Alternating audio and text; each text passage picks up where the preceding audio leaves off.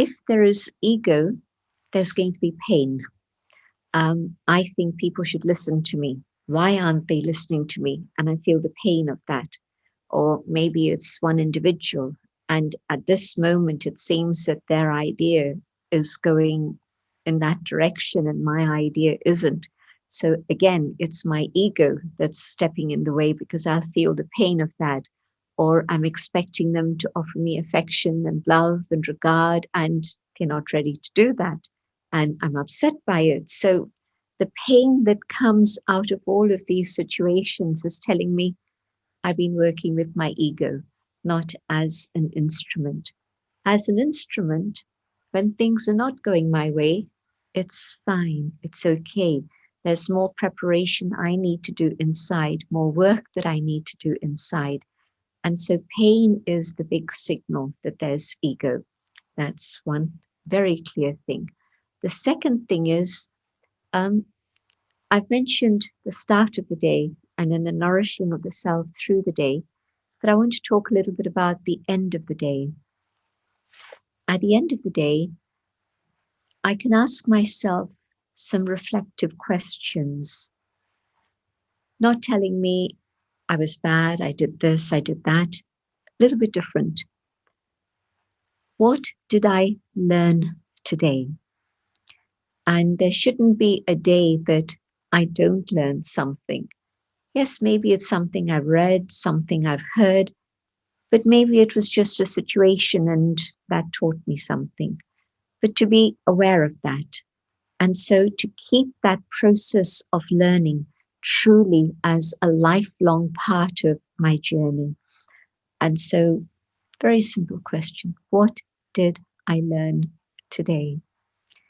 And the second thing, again, to reflect back on the day. And second question is, could I have done something differently? I met this individual and I look back and I say, I could have done it in a different way. I had to tell them something that was not easy for them, and I was a little bit too stern. I could have done it more gently. I could have done it differently. And so when I'm asking myself these two questions, I'm being compassionate with the self, but I'm also making sure that whatever things I could change for tomorrow, I'm making note of those so that then I can begin tomorrow with a different awareness. And so there's gradual growth and I'm not stuck. Because as a leader, not many people have the courage to tell you what it is you did that wasn't quite as it should be. So that's one thing, being able to be a checker for myself and through that checking, bring about change. The other is to have gatherings like this, where I'm with equals, where I'm with my peers, and we can share and learn from each other's collective wisdom. You can see how yesterday and also today, somebody asks a question and there's an answer from within the gathering. And that's exactly what these gatherings are about. It's not one person being a guru, but really the gatherings and the collective wisdom of the gathering is able to emerge. And because they're my peers, they don't want anything from me. They're not in competition with me. Whatever they're saying is from their experience. I can take benefit from that. And so I would recommend having this gathering now to think about how to make this happen in a regular way at a time which is comfortable for you. I'm not going to say every month or whatever. It's up to all of you to see what's comfortable. But to have regular gatherings in which there can be this sort of sharing and the collective wisdom can emerge and support each other. That's a huge, huge learning that can happen. And I think that there's a word here that I don't often use, but it's an important word because it can be misunderstood so often. So, but I'll use it, detachment. Detachment has nothing to do with being cold and non-emotive. I'm talking about a different detachment, a detachment from my own skin. And so when I'm in this awareness, the awareness of who I truly am, then in that awareness, I'm moving forward. Every step that I take, every word that I speak, I can feel it's carrying me forward. And when this slips away unintentionally, I don't want to forget, but there's so many other things distracting me that I slip away and I'm in this awareness, then some type of shadow from within is going to manifest and there's going to be pain. The other is the shadows that exist out there. And it could be very personal. My interaction with somebody, a few people that has been not as it should be. And so to what extent is it my fault, my karma? To what extent is it their negativity? I don't need to think about that. But at this moment, to protect myself, both from whether it's individual or whether it's the general situation of the world, people afraid of COVID, and on the other side, people telling us it's a conspiracy theory. Now, who do you believe and where do you go? And yes, there's a lot that our dear brother Joe is going to have to deal with in the coming period. And it's not just in one country, but it's definitely prevalent here in Britain. The divide of race, the divide of religion, the divide of culture, all of that is here. So it's there to a certain extent everywhere. So those shadows are also out there. And for me, now it's very personal for me, but I share it with you. When I connect with the source of light and love, it's almost tangible. I can feel that cloak of protection surrounding me. And I know I'm safe. And I do this very consciously when I know that I'm going to be in a difficult situation. I surround myself with that light and that love.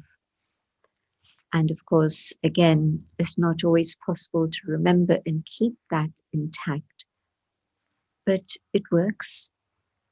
And an extension of that is not only protection for myself, and this I've used very, very frequently in different situations, but I can also extend that aura, that energy out to include the other, so that they also come under that canopy. And it doesn't work instantly sometimes, it takes a while, but it works. And I've seen people change, and to what extent it was their moment of transformation, the right moment came, and to what extent it was maybe a little bit of my contribution, I don't know. But I've seen change happen in others also. And that canopy of light and love is very powerful and is a force of protection. In my experience, I've never had the thought that I have to be courageous. But when there's been a difficult situation, and I've known very, very clearly that this is the step I have to take, it's like there's another power that's motivating me and making me take that. It's afterwards that you look back and you say, well, that took a lot of courage. Or maybe other people around us are saying that takes a lot of courage. But at the moment when we make a decision or take a step in a specific way, it's not a conscious thought, now I need courage. No, it's just something that's so powerful that's beyond you. Afterwards, you say, well, how did that happen? And yes, it was very courageous, but I didn't think about it at that time. I had to do it. Going deeper and deeper within myself, I connect with the sacred space where I live, inside my own head, but a sacred space of peace, a space where only I can enter.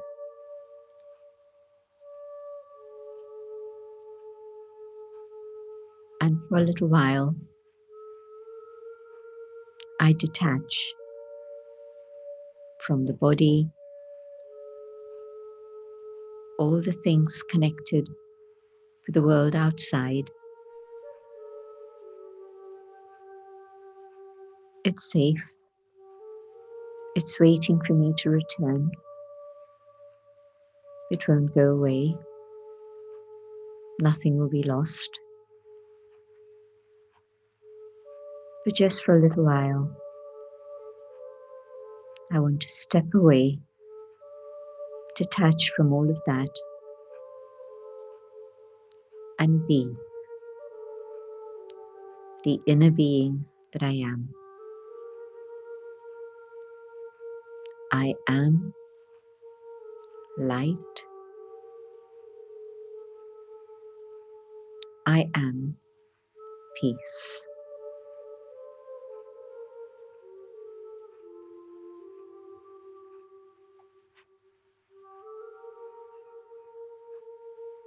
And in this awareness of light and peace,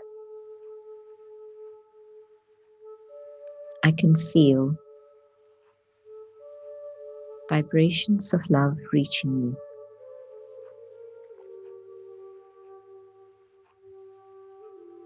And I realize that these vibrations come from the source, the being of light, the source of all positive attributes. Just as I am the life force, the living energy, just a point of light.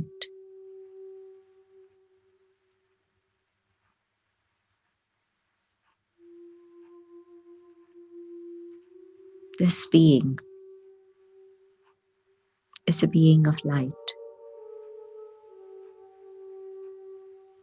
As I feel the rays of love and the warmth of that love surrounding me, I know that this being does exist.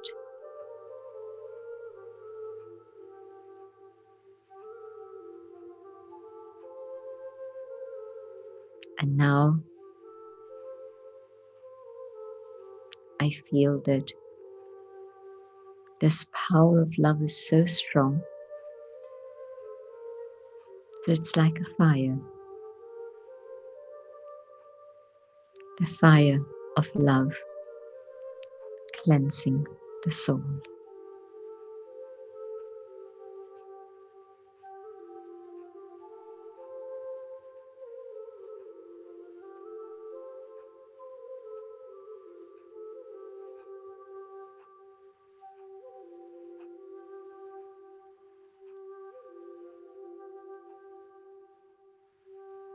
And this love surrounds me,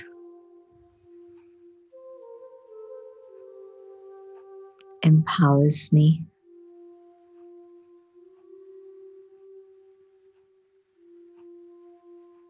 but also reaches out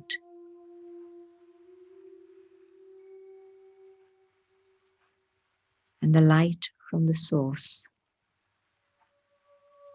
fills this room.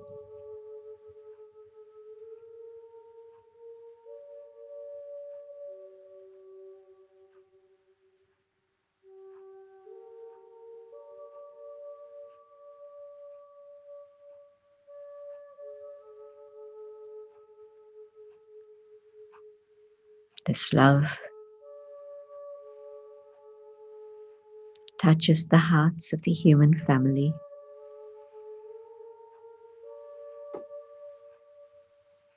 igniting hope.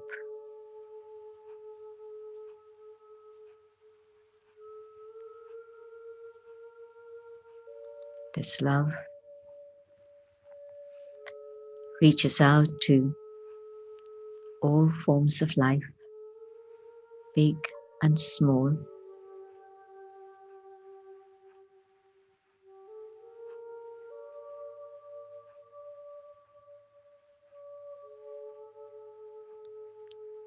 It offers protection and safety.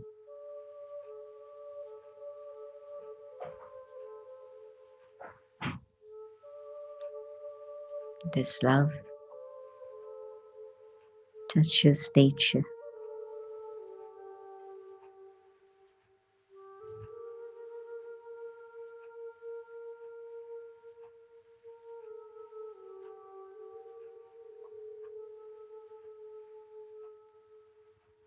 And this love definitely takes us into a world of light.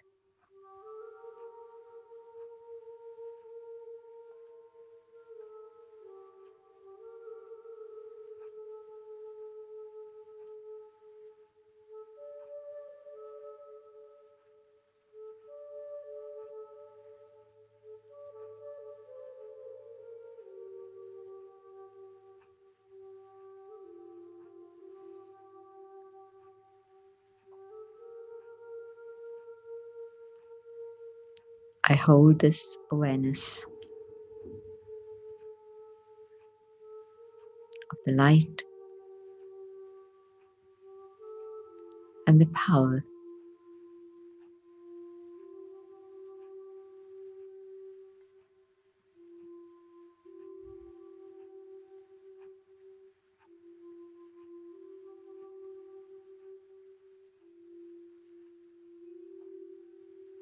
I bring this light and love with me back into the things I have to deal with now.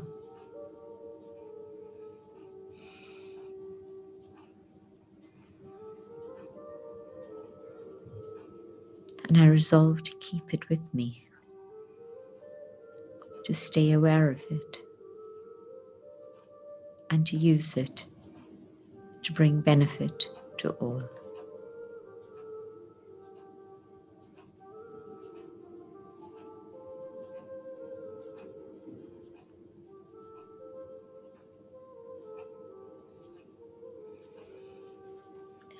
Om Shanti.